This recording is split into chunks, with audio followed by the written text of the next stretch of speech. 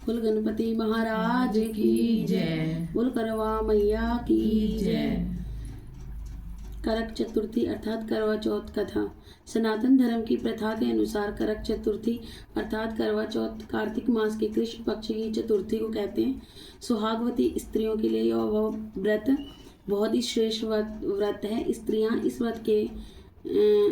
व्रत को पति के दीर्घायु होने के लिए करती हैं। इस दिन सुहागिन स्त्रियां चावल पीसकर दीवार पर करवा चौथ बनाती हैं, जिसे वर कहते हैं। इस करवा चौथ में पति के अनेक रूप बनाए जाते हैं तथा सुहाग की वस्तुएं जैसे चूड़ी, बिंदी, बिछुए, मेहंदी और महावर आदि के साथ साथ दूध देने वाली गाय, करवा बेचने वाली कुमारी, महावर लगाने वाली नाइन, चूड़ी पहनाने वाली मणिहारन, 7 भाई और उनकी इकलौती बहन, सूर्य, चंद्रमा, गौरी और पार्वती आदि देवी देवताओं के भी चित्र बनाए जाते हैं।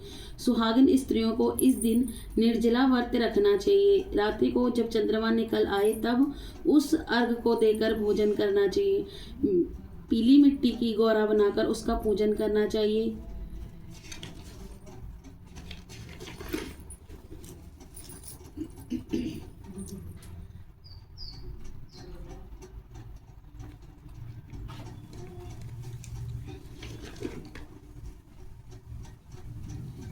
एक साहूकार था जिसके बेटे और एक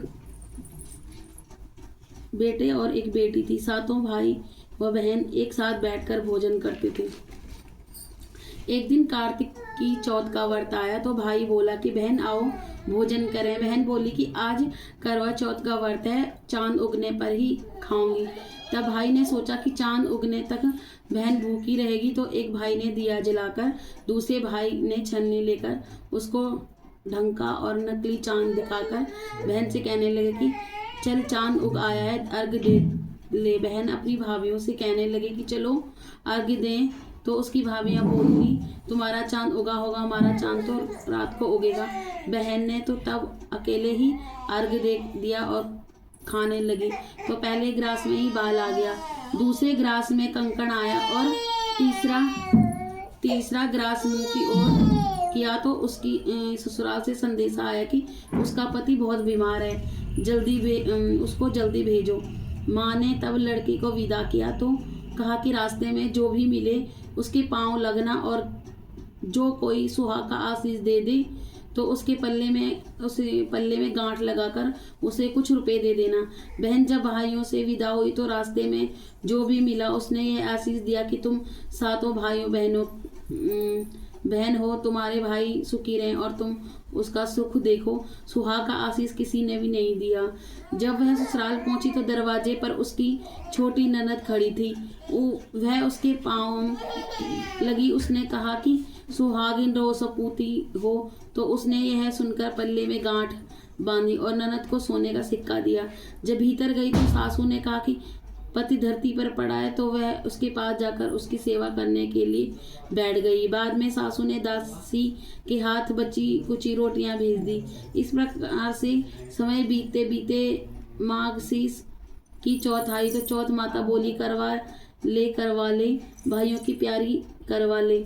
लेकिन जब उसे चौथ माता नहीं दिखलाई दी तो वह बोली हे माता, आपने मुझे उजाड़ा तो आप ही मेरा उद्धार करोगी, आपको मेरा सुहाग देना पड़ेगा। तब चौथ माता ने बताया कि पौष की चौथ आएगी, वह मेरे से बड़ी है, उसे ही सब कहना, वही तुम्हारा सुहाग वापस देगी। पौष की चौथ आकर चली गई, माघ की भी चली गई, फागुन की चौथ भी आकर चली गई, चैत्र, बैसाख, ज्येष्ठ, आषाढ़ और श्रावण, भादों की सभी चौथ आई और यही कहकर चलेगी कि आगे आने वाली को कहना। आश्विन की चौथ आई तो उसने बताया कि कार्तिक की चौथ नाराज है, उसी ने तुम्हारा सुहाग लिया है, वही वापस करेगी, वही आएगी तो पांव पकड़कर विनती करना। यह बताकर वह भी चली गई। जब कार्तिक की चौथ आई तब वह गुस्से में बोली भाइयों की प्यारी करवा ले, दिन में चांद उगाने वाली करवा ले, व्रत खंडित करने वाली करवा ले, भूखी करवा ले। तो यह सुनकर चौथ माता को देखकर उनके पांव पकड़कर गिड़गिड़ाने लगी, हे चौथ माता, मेरा सुहाग तुम्हारे हाथों में है, आप ही मुझे सुहागिन करें। तो माता बोली, पापिन हत्यारिन, मेरे पाँव पकड़ कर क्यों बैठ गई। तब बहन बोली कि जो मुझसे भूल होगी उसे क्षमा कर दो, अब भूल नहीं करूंगी। तो चौथ माता ने प्रसन्न होकर आंखों से काजल, नाखूनों में से मेहंदी और टीके में से रौली लेकर छोटी उंगली से उसके आदमी पर छींटा दिया। तो वह उठकर बैठ गया और बोला कि आज मैं बहुत सोया। वह बोली, क्या सोए, मुझे तो 12 महीने हो गए हैं, अब जाकर चौथ माता ने मेरा सुहाग लौटाया। तब उसने कहा कि जल्दी से माता का पूजन करो। जब चौथ की कहानी सुनी, करवा पूजन किया तो प्रसाद खाकर दोनों पति पत्नी चौपड़ खेने बैठ गए। नीचे से दासी आई, उसने उन दोनों को चौपड़ पास से खेलता देखा तो उसने सासू जी को जाकर बताया। तब से सारे गांव में यह बात प्रसिद्ध हो गई है कि सब स्त्रियां चौथ का व्रत करें तो सुहाग अटल रहेगा। जिस तरह से साहूकार की बेटी का सुहाग दिया, उसी तरह से चौथ माता सबको सुहागन रखे।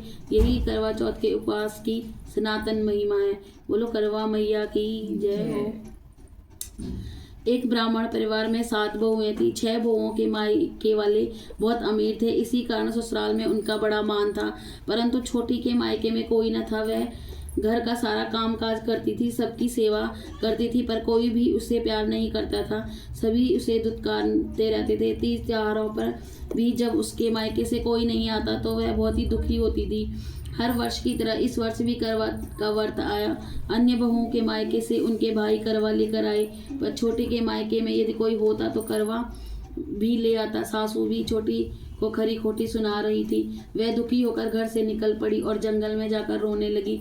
एक नाग बहुत देर से उसका रोना सुनता रहा। अंत में वह अपने बिल से निकल आया तथा छोटी से पूछने लगा, बेटी क्या बात है, तुम क्यों रो रही हो। छोटी बोली, आज करवा चौथ है, मेरा कोई भाई नहीं है।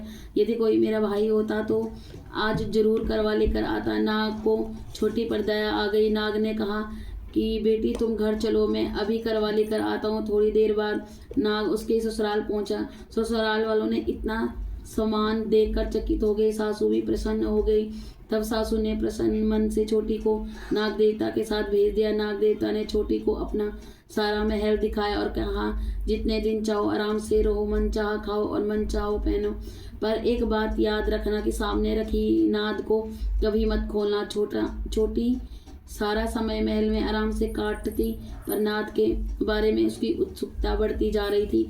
एक दिन जब घर में कोई न था, उसने नाद को उठाकर देखा तो हजारों छोटे छोटे सांप के बच्चे इधर उधर रेंगने लगे। उसने जल्दी से नाद ढक दी। जल्दी में एक सांप की पूंछ नाद के नीचे आकर कट गई। शाम को नाग के आने पर छोटी ने अपनी गलती स्वीकार कर ली। नाग ने उसे क्षमा कर दिया। अब छोटी के ससुराल में उसकी बड़ी इज्जत होने लगी। जिस सांप की पूंछ कटी थी उसे अब सभी बंडा कहकर तंग करते थे। एक दिन उसने अपनी माँ से पूछा कि मेरी पूंछ कैसे कटी। माँ ने कहा कि छोटी के नाद उठाने से जल्दी में तुम्हारी पूंछ कटी है। तो वह बोला कि मैं छोटी से बदला लूंगा। माँ ने बहुत समझाने पर भी एक दिन चुपचाप छोटी के घर जाकर छुपा और मौके पाकर उसे काटने की सोचने लगा। वहाँ छोटी और उसकी सासू में किसी बात पर बहस हो रही थी। तो छोटी कसम खाकर कह रही थी कि मैंने ऐसा नहीं किया। वह कह रही थी कि मुझे बंडा भैया से प्यारा कोई नहीं है। उन्हीं की कसम खाकर कहती हूँ कि मैंने ऐसा नहीं किया। बंडा ने जब सुना तो सोचने लगा कि जो मुझसे इतना प्यार करती है मैं उसे ही काटने आया हूँ। वह चुपचाप चला गया। माँ ने पूछा, ले आए बहन से बदला। वो कहने लगा कि माँ, बहन से कैसा बदला। तभी से बंडा भाई व छोटी बहन हुए। भाई प्रति वर्ष चौथ के दिन करवा लेकर जाता। वह बहन बड़े प्यार से करवा चौथ का व्रत रखती। बोलो करवा मैया की जय।